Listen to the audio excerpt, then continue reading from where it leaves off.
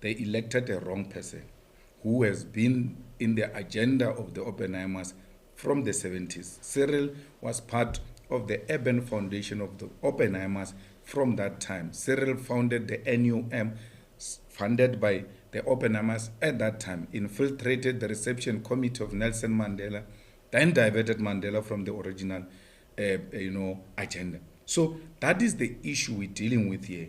I should perhaps not even dignify some of the comments that were made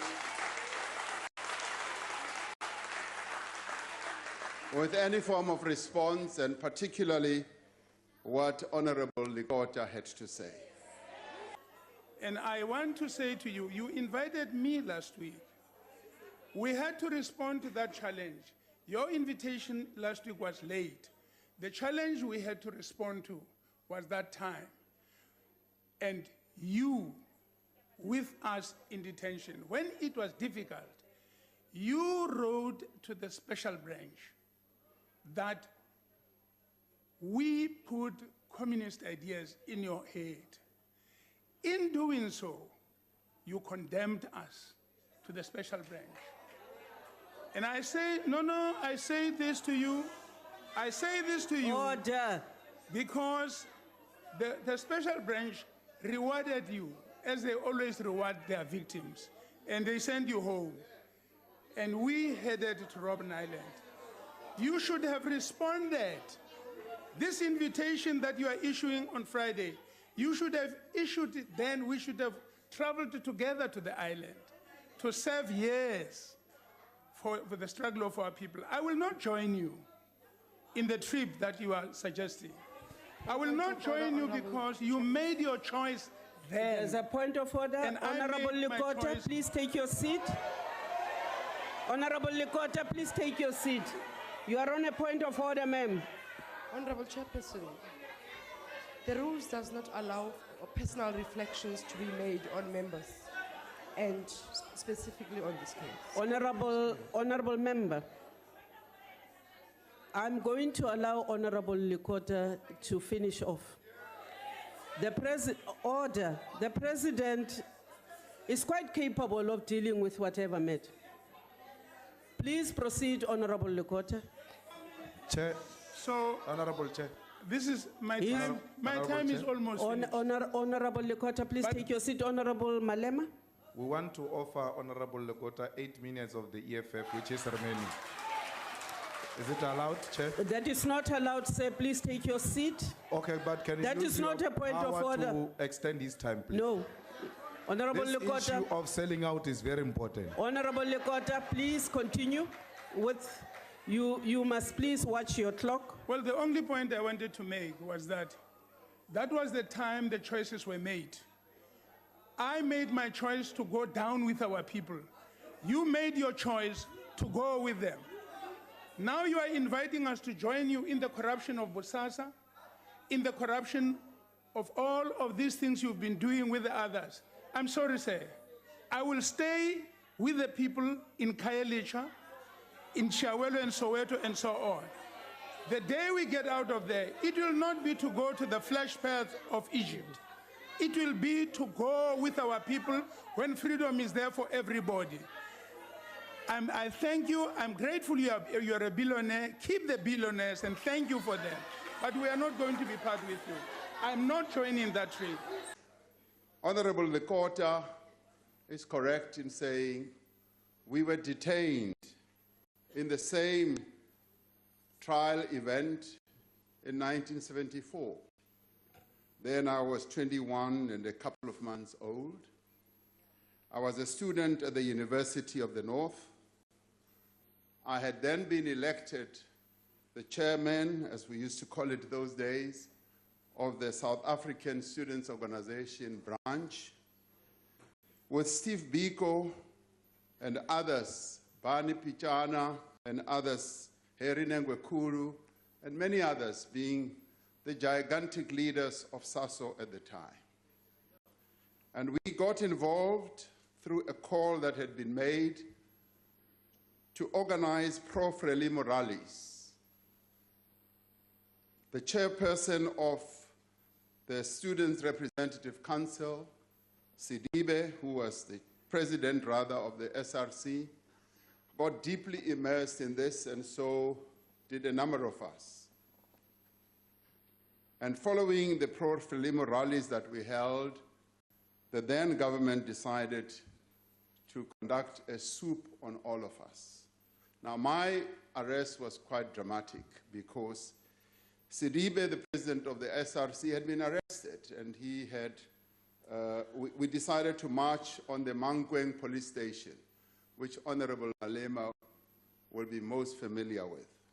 We marched on that police station as a student body, and during that march, the SRC went in, and some of us stayed outside. And they then decided that they wanted to have me arrested. They then said, call Ramaphosa in because he can shed light on whatever. And the SRC members, without knowing that this was going to happen, called me in, and as soon as I sat down, they said, you can all leave now. Ramaphosa is now under arrest. And I was arrested, transported to Pretoria Central Prison, where I was in solitary confinement for a solid 6 months before anyone came to talk to me. And at the time, my father was a policeman. He was a police sergeant, and through his efforts, I finally got to see him, and he explained to me that, well, they say they've got a lot of things against you and all that. What did you do? And I explained to him. He said, my son, I understand. Then later they started interrogating me, which was quite vicious. I will not go into that. And the issue that they really wanted was to give evidence against accused number 1, Seth Cooper, Muntu Mieza, accused number 2, Mosiuoa Lekota, accused number 3, and a number of others. And I refused. And they thought they would use my dad to put pressure on me to agree to become a state witness. I refused. I said, I will not do it. Then I was taken. I was taken to Silverton police station. And when I got there, my neighbor in the adjacent cell was another detainee whose name I am not going to disclose because something horrible happened to him. And they had been working on him to also become a state witness. And he then, through talking through the wall, told me that he has finally agreed to become a state witness. And then I realized why I had been taken to Silverton. My dad came to visit me, and he said, they want you to be a state witness. And I said, Dad, I am not going to do it. I will never betray the comrades that I was working with. And if I did, where will I go and live thereafter? I refused.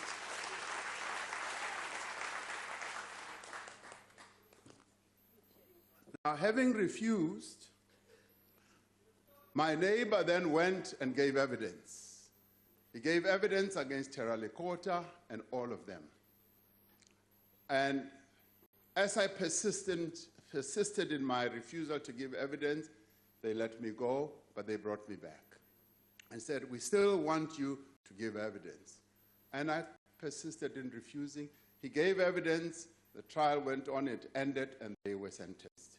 And then I was released. Now, you know, when you deal with police, security police, there are 3 things that they want from you. It's either you cooperate with them, you give evidence against your comrades, or you become an askari and go and kill your comrades, or you become a paid agent.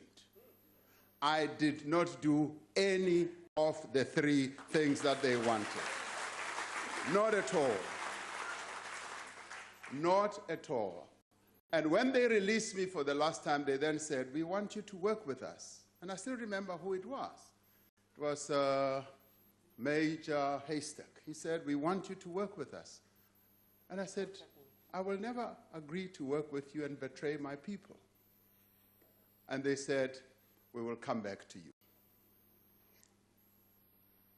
The uprising in '76, after my spell of detention, I then joined the Black People's Convention because university would not take me back. So I joined the BPC, which was a black consciousness-oriented organization like SASO, and we continued with the struggle. 76 happens, and on the very day the uprising happened, a knock at 3 o'clock at my father's home sounded on the door, and interestingly, there was a comrade of mine who was later killed by the Venda police. His name was Mosiuoa. We were friends at high school, and he had come to visit me. And on the 16th, they found him sleeping with me in the dining room. They arrested both of us, and he looked so much like Tsietsi Mashinini. And they immediately said, we've got Tsietsi Mashinini, who was leading the uprising. They took me to John Foster Square, where I was for another 6 months. And interestingly, Terra Lekota, when I got into the cell, I told myself that I am now here for 5 years. Because earlier they had been threatening me with a 5-year, 10-year jail sentence. And I persisted in refusing to give evidence. And they said, you are going to be like Nelson Mandela, you are going to break rocks on Robben Island. I said, in the end, I would rather go and break rocks, and I will never, ever betray my people. And my father supported me in all this, notwithstanding the fact that he was a police sergeant in the South African police of the time. He supported me. And after I was detained in 76, I was finally released without any charge being preferred to me or against me. Mosiuoa was later released because they found that Mosiuoa was not Tsietsi Mashinini, and in the end, he was later once detained again and killed by the Venda police. Following that, then my journey led me into the unions where I organized workers. And I want to take time to explain to Julius, Honorable Malema, about the organization of the NUM, because that is another issue that has been raised in the past. And the question has always been, the NUM was an Anglo-American project. That's what has always been raised. And that story started being spread by some within our own ranks who had at the time been given the responsibility to go and organize mine workers. And because their approach had not worked, they then started spreading a story as they saw the NUM growing. Now, how did we organize the NUM? James Mutlatsi, Elijah Bahai, and a number of others, Paul Nkuna, bear testimony to this. We went into the mines, started trying to organize, and mine workers would not join the union. They said, you are insurance agents, why should we come and join the union? And the question they kept on asking, Honorable Malema, have you got permission from management to come and organize us? And we said, no. They said, we don't want to get fired, so we're not going to join your union. And in any event, we think it's an insurance company. And they kept asking me, where do you come from? I would say, I come from Soweto. They said, you are a skellum from Soweto, and we're not going to join this thing of yours. And our initial plans to organize mine workers were failing. And as we saw that they were failing, we decided that rather than organize them in the way, in the street, in the corners, in the towns, in the buses, we should rather go into the fortress where they are accommodated. Because those days, mine workers were accommodated in fortresses which were impregnable, and you could not go in. And we decided, yes, to go to the Chamber of Mines. And we said, the Vihan Commission has now declared that black mine workers can join unions. We want them to join unions. Give us access, because we do need the access to organize them. And access had been given in a number of other unions. In the factories, offices had been opened in factory environments and what have you. So we said, like it's happening in factories, we want access in the mine hostels. Previous to that, the attempts to organize mine workers, Honorable Malema, had been to try and get them in buses as they are going home in the rural areas, and they had all failed. So we decided that we would take another direction, and we did. We got access, we started organizing mine workers, and they kept asking, do you have permission? We said yes. At the time, Anglo-American and Rand Mines were the only two mining houses that had allowed unions, their workers to join unions. And naturally, the union started growing, and it grew by leaps and bounds. And I've often said to those people who say, you are an Anglo project, I would say, why would Anglo act against its own interests? Because it was Anglo-American which was most severely affected in the strikes that mine workers embarked upon. In 1987, they got the biggest brunt of the strike at the time. So the union grew, and not only did it grow, the NUM was the first union to adopt the Freedom Charter in our country, the very first union. And following that, the NUM was the biggest motivator for the formation of COSATU. And it was the biggest union in COSATU. Now, Honorable Lekota and Honorable Malema, you raise these issues and throw around innuendo. You must realize how dangerous this is, like Dr. Motsoaledi said yesterday. The same accusation was made against Nelson Mandela when he was still in prison. Many people said Nelson Mandela was selling out. They said he was selling out because he had agreed to be separated from his comrades and was therefore in Pollsmoor alone, and he was being manipulated and he was selling out. That is the story that was peddled around. But when I met Walter Sisulu, the wise leading comrade of our movement, when I asked him about this, I said, how did you, as the elders of our movement, handle this? They said, we were never concerned about this. We looked at the character of the leader that Nelson Mandela was. That's what we looked at. And having examined his character and seen the commitment that he had made to the freedom of our people, we were least concerned about all that. Now, comrades and members on the other side, these accusations of people selling out have also led to the deaths of people, as Dr. Aaron Motsoaledi said in this very parliament. Now, Honorable Malema, you visited London a few years ago and said that Nelson Mandela was a sellout. And then there were reports, and those reports keep coming, and I was not even intending to raise it here. But I do so because we do need to deal with this issue because it's cancerous. A report that came out was that the EFF is an MI6 project. Now, I rejected that. I rejected that because I knew we were dealing with people of good character, that you would never go to that extent. And they keep coming with the position that one holds now. You keep getting all these innuendos, these accusations, and these suggestions. But in the end, you need to deal with the character of the person.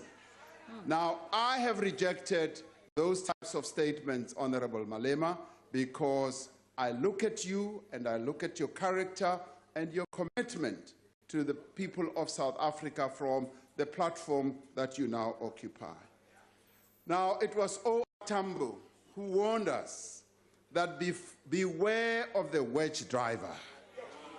Watch his poisonous snake.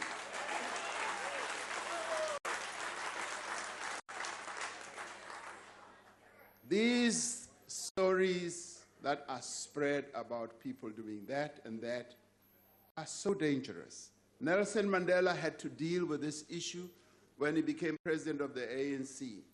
And he said, I keep getting all these reports.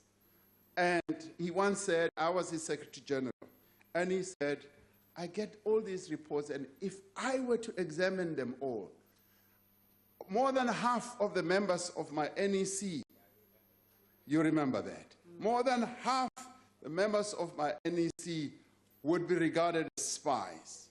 And it would divide the African National Congress, and he added it would even lead to people getting killed. Now, let us be aware of wedge drivers. Let us be aware of people who want to spread poisonous messages amongst us. I can testify I've never, ever been a spy. I've never worked with the enemy. All I've ever done in my life is my commitment to the people of our country. That's all. That I've never done.